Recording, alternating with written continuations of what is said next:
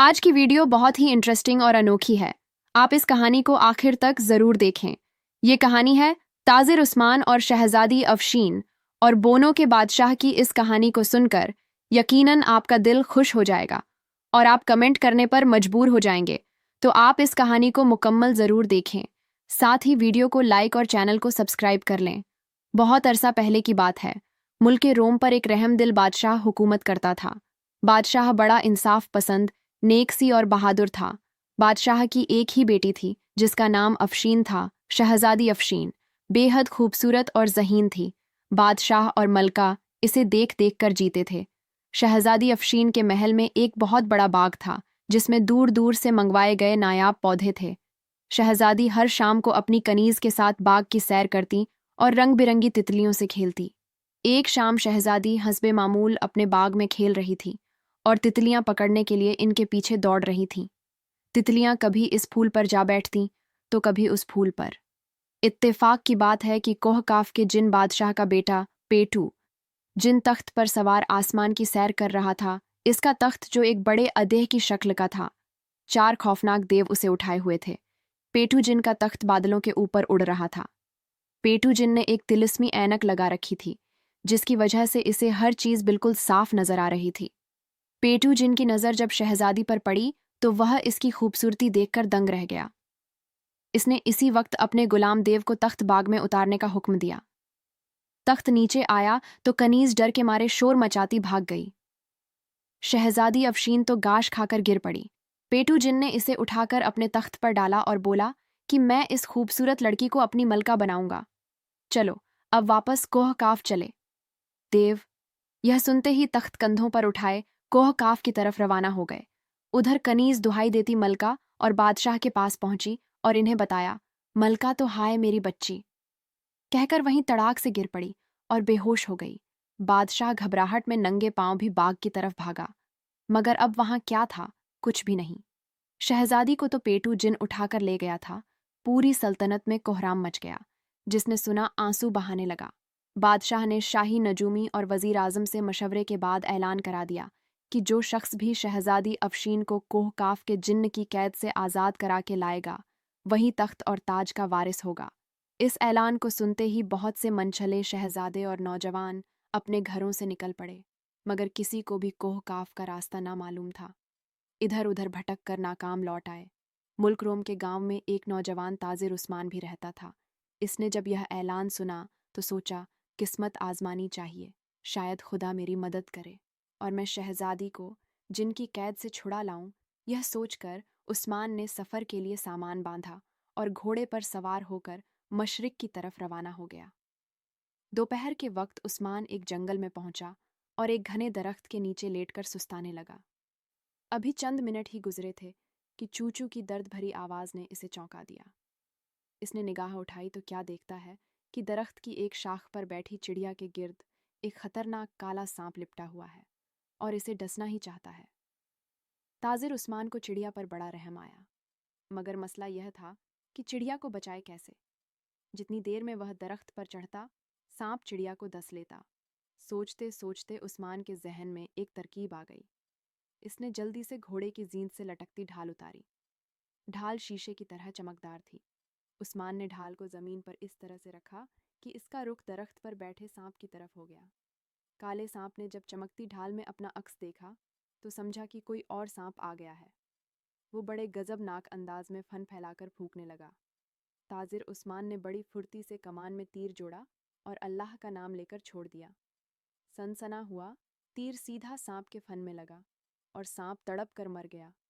चिड़िया बच गई और फिर से उड़कर ताजिर के सामने आ बैठी, मगर यह क्या, उस्मान के सामने तो एक हसीन परी मुस्कुरा रही थी। परी ने कहा, हे आदमजाद, तुम्हारा बहुत बहुत शुक्रिया, तुमने मेरी जान बचाई। मैं परियों की मलका की खास कनीज हूँ। आज चिड़िया बनकर सैर को निकली थी, इस सांप के हत्थे चढ़ गई। अगर तुम ना आते तो इस सांप ने तो मुझे मार ही डालना था।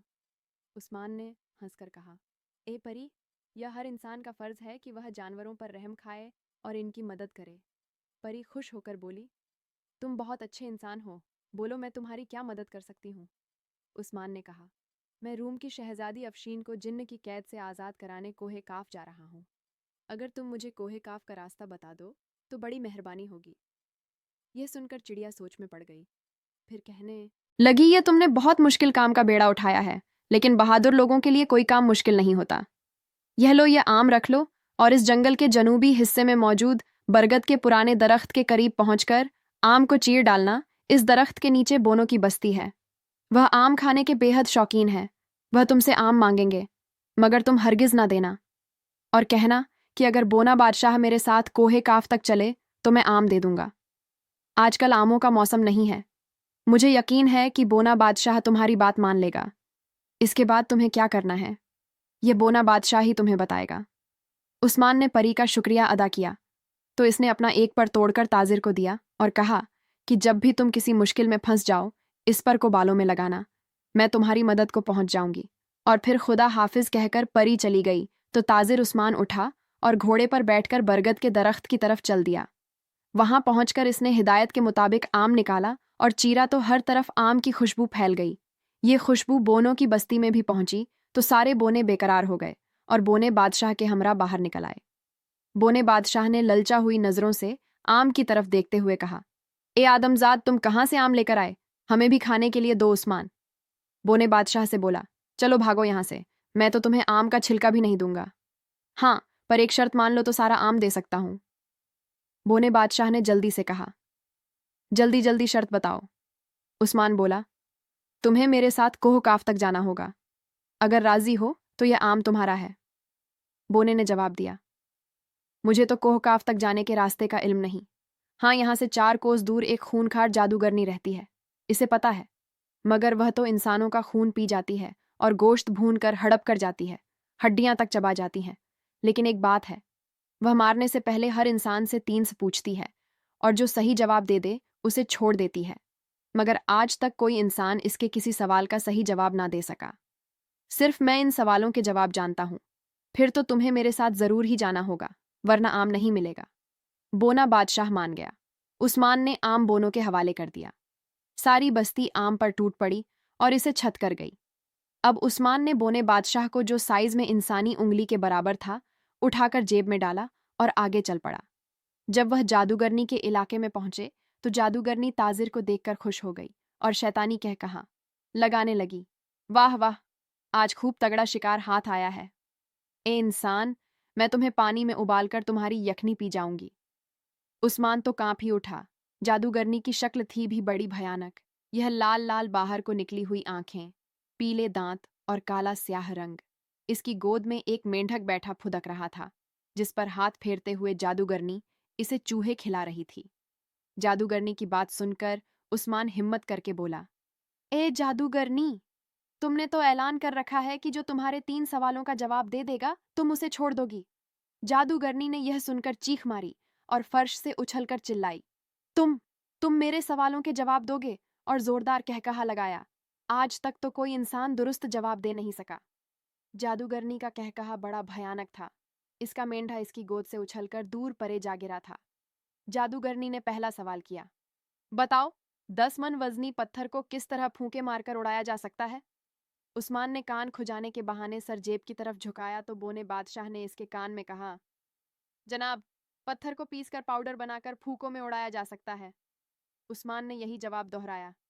जादूगरनी उछलकर चिंघड़ी लो, अब दूसरे सवाल का दुरुस्त जवाब दो।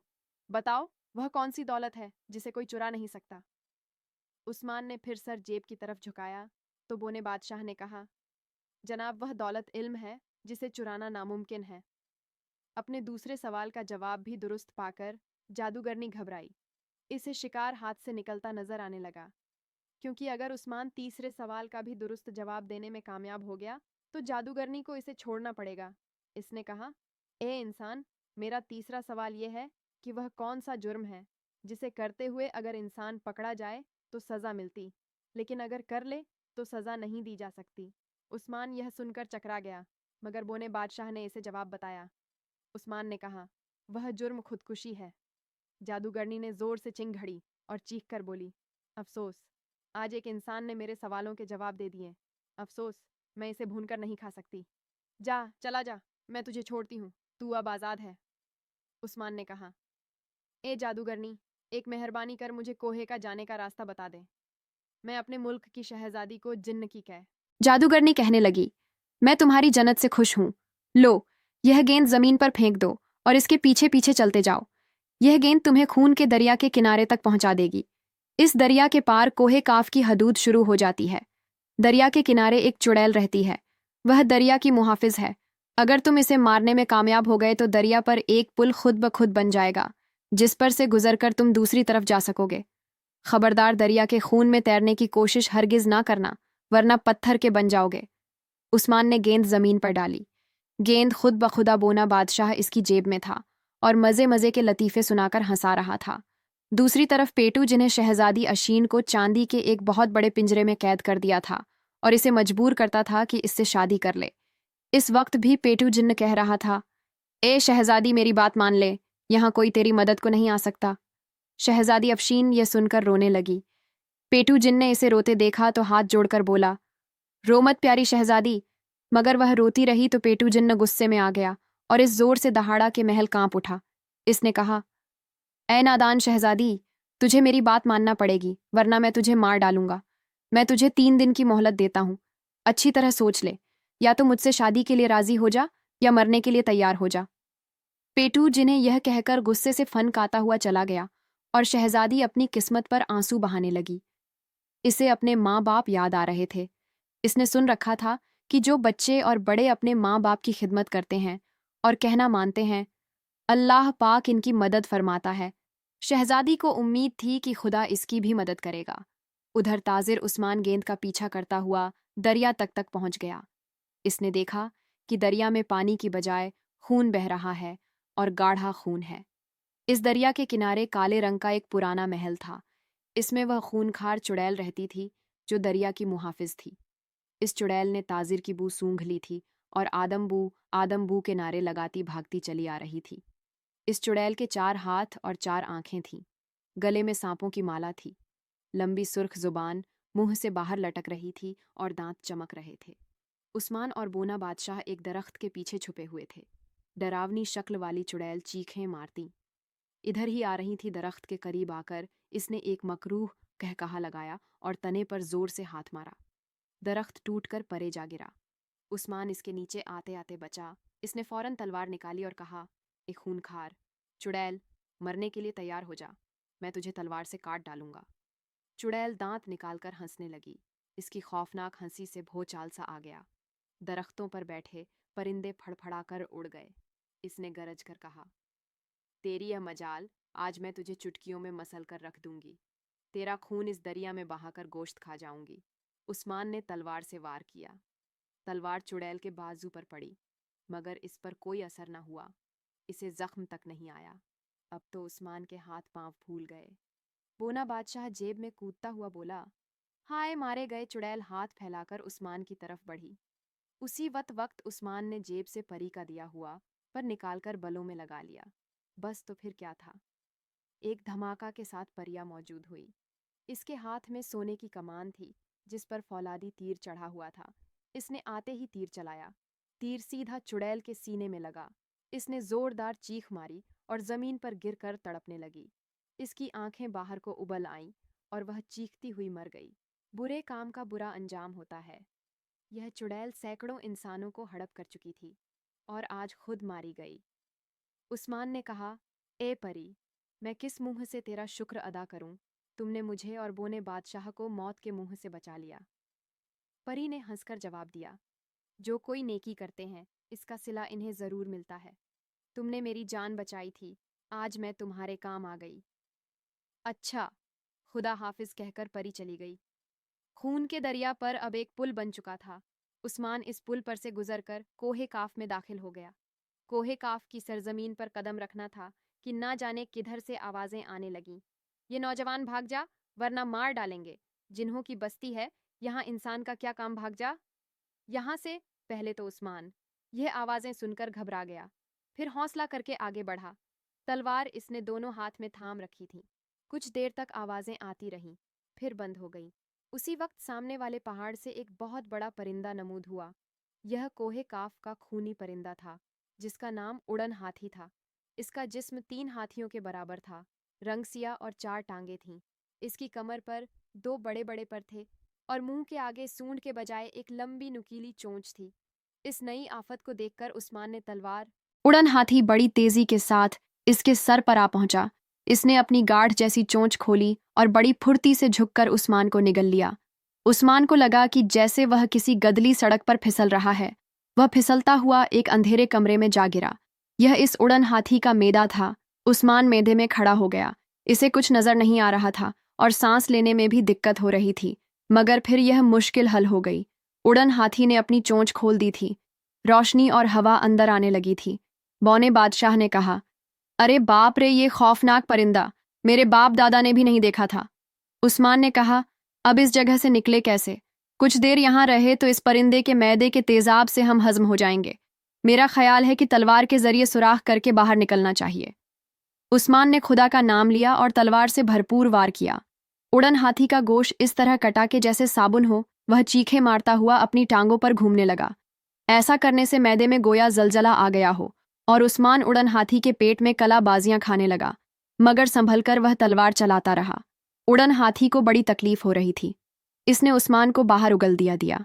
उस्मान धड़ाम से बाहर जमीन पर गिर पड़ा। गिरते ही वह उठा और तलवार थामी और उसी वक्त उड़न हाथी ने कराहते हुए इंसानी आवाज में कहा, ऐ आदम जाद, मुझे मत मारना।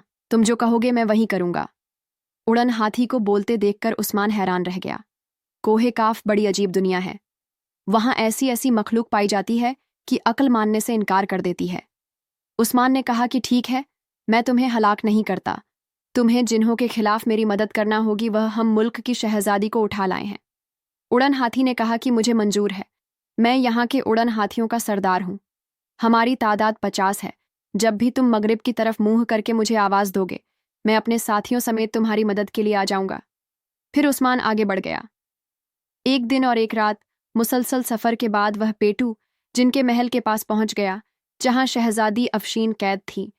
पेटू जिनको जब खबर मिली कि एक इंसान शहजादी को रिहा कराने आया है, तो वह कहकहे लगाने लगा और अपने महल की छत पर आकर बोला, ए आदमजाद, तू हमसे टक्कर लेने आया है। अपना कद देख, अपनी ताकत देख। जा, चला जा, मैं तेरी जान बख्शी करता हूं। उस्मान ने बड़ी जुर्रत से कहा, ओ बदबख्त, न गुरूर ना कर। कभी कभी चींटी भी हाथी को मार डालती है। अपनी खैरियत चाहता है तो शहजादी को आज़ाद कर दे। पेटू जिन तो गुस्से में आकर कांपने लगा। इसने अपने गुलाम देवों को हमला करने का हुक्म दिया। उस्मान ने उसी वक्त मगरिब की तरफ मुंह करके पूरी ताकत से कहा, ए उड़न हाथियों, मेरी मदद के लिए आओ। फौरन उड़न हाथियों के जत्थे आसमान पर नमूद हुए। हर तरफ अंधेरा सा छा गया। उड़न हाथियों ने अपनी चोंचों में कई कई मन के पत्थर दबोच रखे थे। उन्होंने उड़ते हुए यह पत्थर देव पर फेंकना शुरू कर दिए।